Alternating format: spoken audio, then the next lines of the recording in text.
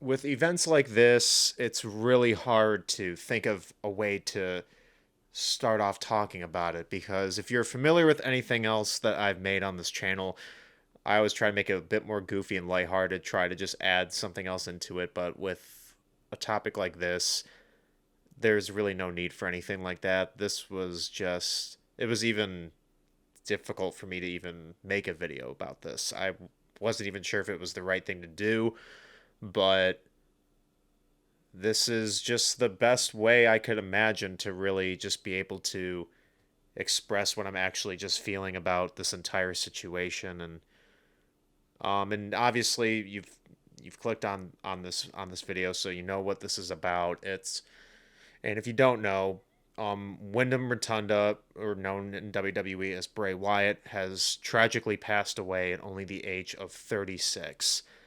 And it was related to heart conditions that was worsened, I think, after he was diagnosed with COVID-19.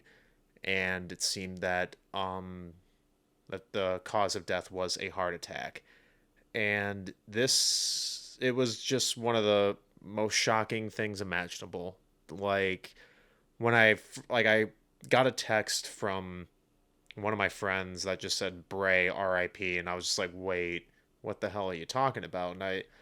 And as soon as I click onto Instagram, I think it was, like, the first thing I see was rest in peace Bray Wyatt, and I could not believe I could not believe it.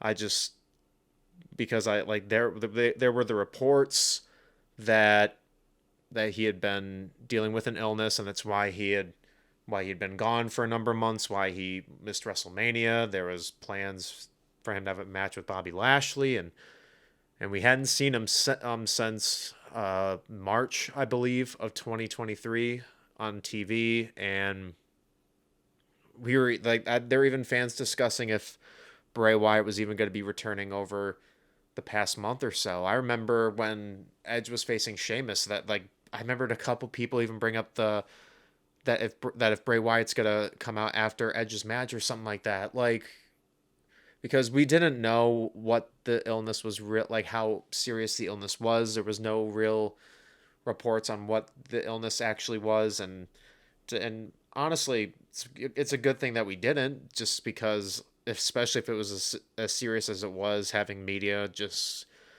all just completely just like asking his family questions and everything probably would have just been an even bigger hassle. But I'm still kind of in disbelief from it, to be honest. This one was a death in wrestling that really hit me more than most, just because I've been watching Bray Wyatt almost every week on wrestling television for about 10 years. And he is one of the most creative minds in the history of professional wrestling, and there's really never going to be anybody else like Bray Wyatt. And it's not only a painful it's not only a painful occurrence just because of how good of a human being Wyndham Rotunda seemed to be, with all the um posts from talent and all over the world of professional wrestling who knew Wyndham Rotunda slash Bray Wyatt. And it just seemed like he was one of the most down to earth human beings in the wrestling scene. And because obviously I'm just a fan, I didn't know the guy, but I was blessed to meet him one time in 2015 at a WWE VIP experience type show.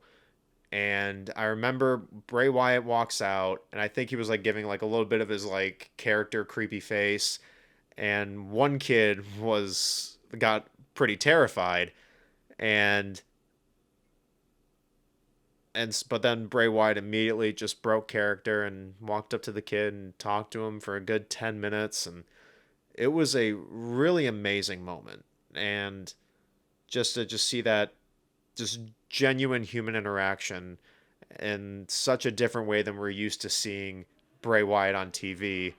And or Wyndham, we just got to see Wyndham Rotunda, and he was so incredibly nice. And to this day, it's one of the most positive interactions I've ever had meeting a professional wrestler. It was so unbelievable to witness, especially because Bray Wyatt is such a different character than most others in the world of professional wrestling.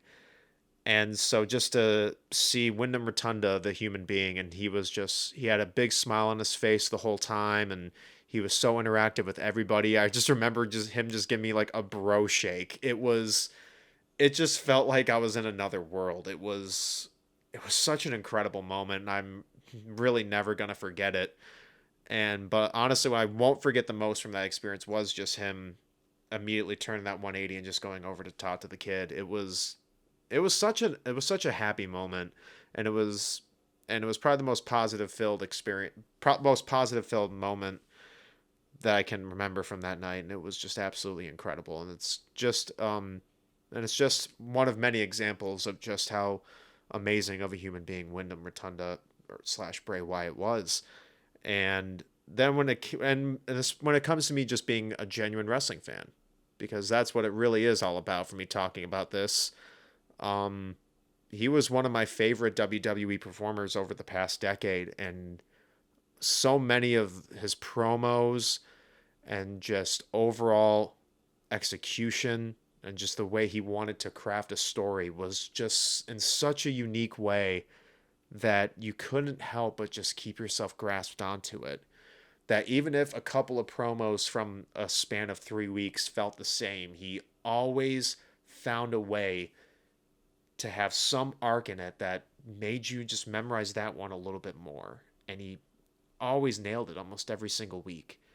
And it was like, I remember it for, especially from the span of 2013 to 2015, just being so excited to see what type of promo Bray Wyatt was going to cut, either in his feuds with John Cena or Roman Reigns or The Undertaker. They were all incredible. And and also he was a terrific worker in the ring. If I was trying to just think back of just some of the greatest matches that Bray Wyatt has had throughout his career, and the first one that immediately came to my mind was his match with Daniel Bryan at the Royal Rumble 2014. It's one of my favorite pay-per-view openers of all time, to be honest with you. It was a match that just had consistently great chemistry. The story already had such amazing build-up going into it, and yeah, their chemistry is some of the most underrated that WWE has had in a number of years. Because I remember their strap match when it was The Fiend versus Daniel Bryan. That's also probably the best overall match that The Fiend ever had. So those ones are definitely great Bray Wyatt memories to look back on. But when I'm trying to think of my favorite Bray Wyatt memories, one especially that comes to mind is when he won the WWE Championship at Elimination Chamber 2017. I remember watching that pay-per-view at my house, and there were maybe there's some spoiler reports going around on Twitter or something at the time that Bray Wyatt was almost a lock in to win the title that night. And it was something that I'm like, God damn, I really hope these reports are true. I really hope these reports are true. And I remember watching that match with such excitement. And then when it was the final three with Wyatt, Styles, and Cena, and Bray pinned Cena, it was one of the most excited I've ever been watching a pay-per-view at home. I remember I was watching with one of my friends, and as soon as he pinned Cena, I just like leaped out of my seat, and I was just like walking around the room like, oh my God, he's gonna do it, he's gonna do it. And when he finally got the win and pinned AJ Styles to win his first ever WWE Championship, it made me so incredibly happy. It was one of the most earned world title wins that WWE had in a minute, and it's one of my favorite pay-per-view endings that WWE's had in a long time, and maybe ever. It was, I had such excitement. It was just genuine. It was just genuine happiness to finally see Bray Wyatt holding gold when I'd been talking about it with buddies of mine for years, probably 4 to 5 years at that point. And that's definitely a highlighted moment for Bray Wyatt. And of course, um, the Wyatts versus the Shield, one maybe WWE's best 6-man tag team match of all time. I've go back to watch that match at least every couple of years. It's It's definitely one of my favorite matches of all time, and I remembered saying that as soon as I watched that match live, not wasn't there live, but watched the pay-per-view live at home, in 2014. I was just simply mind blown with what I was seeing, and but yeah, it gets really hard to really try and find like any other positive things to like try and talk about because this is just a horrible, horrible situation. Because deaths of wrestlers, especially while they're still active, it happens, but it's luckily not as much of an occurrence as wrestling legends who have died later on. But even still, a lot of even those ages for some legends are still considered very young, and they are very young. But the fact that we lost Bray Wyatt when he was only 36 years old is extremely heartbreaking. Not only just because he was such an amazing talent, but he seemed to just be such an amazing man, and he's a father to four, and he was a father to four kids, and it's just all saddening all around. But it has been great to see a lot of people like I remember some stories from Twitter from Big E and Summer Rae. Apparently, Bray was trying to maybe get Summer Rae and the Wyatt family while they were in NXT, and it just shows on just how open of a creative mindset that he had because I don't think any fans would have had the thought of putting a talent like Summer Rae in the Wyatt family, and it probably would have worked. And so he really knew his shit. And but if I am trying to really think of the positives, I cannot think of any. I cannot talk about the positives of Bray Wyatt's career and not mention the Firefly Funhouse match. Like I in the corner of my apartment here, I have the two ringside collectible figures of Wyatt and Cena for the Firefly Funhouse, and it's such an amazing. It's hard to call it a match because it was all predetermined and filmed and everything like that, but it was just such an amazing piece of work, and it told a story of redeeming Bray Wyatt from legitimately being screwed out of so many amazing moments in his career, like his loss to Cena and his loss to The Undertaker, and many other losses that he had throughout his career. And yeah, it's just it's gut wrenching. Like it feels like a punch to the stomach. It's really hard for me to actually like really try to continue any like further conversation with this because it's no matter what is said, it's still the same thing. But hopefully, it has been reported. I think with tonight on SmackDown, it is mainly just going to be a tribute show for Bray Wyatt, and um, which I really hope it is. He has delivered so many amazing moments to the company, and we were really it was really seeming like we were gonna be getting a lot more, and more was planned, and it is fuck. It just sucks that we're not gonna get to see any more of it. And because I remembered I was making a video about Bray Wyatt like 6 months ago or something like that, and it was when like the reports of his illness had like just come out, and we didn't know how fatal it actually was, and I remembered in general just like because like I was just wanting to like see him back, and that was just mainly what I was talking about with that video is that I just really want to see what is continued next because regardless if I had like an opinion that could have been negative on a storyline of his, I'd be lying if I said I wasn't invested enough to watch next week and see what happens and actually be excited for it because regardless it was always something different. And while I and clearly many other fans wish we could have gotten more amazing moments from him. It's just amazing that we got the amazing moments that we did get, or even including the moment where he returned at Extreme Rules last year.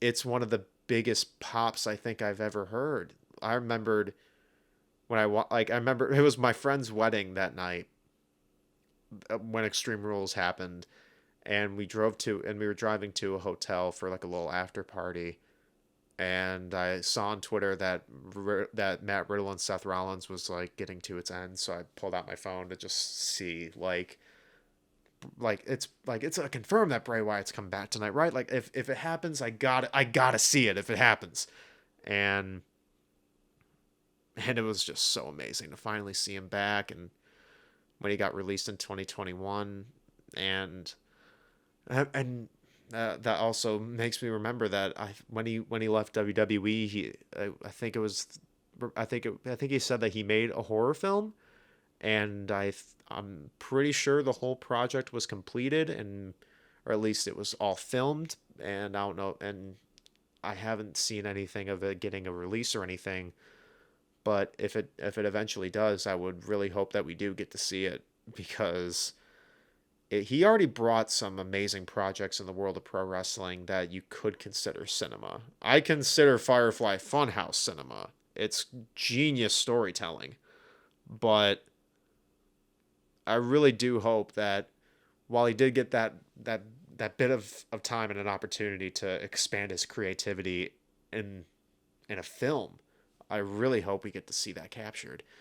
But it's it's like, as you can tell, I'm speechless. It's really fucking difficult to not only just comprehend it, but to just continue finding right things to say or new things to talk about with it. But we are all going to miss Bray Wyatt very, very much. And Braun Strowman's post about Bray Wyatt, there's one thing he said in it that that really didn't make me, and I bet a lot of other fans, laugh, when he said, "Slap Brody on the ass for me when you see him," and that at least he gets to see his brother again. But he leaves behind a wonderful family and a group of friends that will never forget him, and hopefully be able to see him again someday. But this is a wrestling death that has really broken me in a lot of different ways. Just because, probably just of the fact is that it was a lot more shocking. He's so young, and I had a lot bigger of an attachment to him because I'm only in my 20s, so I didn't get to experience wrestling until I was in my early teens, and getting to follow the entire WWE career of Bray Wyatt has been a pleasure, and we're all gonna miss him so much, and it's gonna be a difficult one for sure. And I really hope that WWE can deliver a fantastic celebration of his life, either if it's on SmackDown or if it's on another show, or just they at least release something about it, which I'm sure they will, because he was such an integral part to WWE, like to the point where where we had that moment. Even it was this year where it seemed like the Undertaker had passed the torch over to Bray Wyatt, and it's damn. But I just wanted to. I figured I just wanted to do this just so I could be able to just discuss my favorite memories of Bray Wyatt and what I really loved about his career, and from the little bits I saw of him when I met him as just Windham Rotunda, and I was wanting to just express how wonderful that moment was too. And it's a really difficult loss for the entire world of wrestling, but most especially for his family and his friends. And I, of course, bring out all my love and prayers and support to his family and his friends. And if you want to buy any of the Bray Wyatt merchandise, I remember WWE said that all the proceeds from his merchandise will be going to his family, and while this is a really tragic loss in the world of pro wrestling, we can just hope that we can just hope that this brings a lot more people together, and this will be a validation, even if it already wasn't one, that his legacy will live on forever, and he's never going to be forgotten in the world of wrestling. There are some types of talents that are just irreplaceable, and Bray Wyatt is definitely one of them. Rest in peace, Windham Rotunda. Bray Wyatt, thank you, and we will miss you.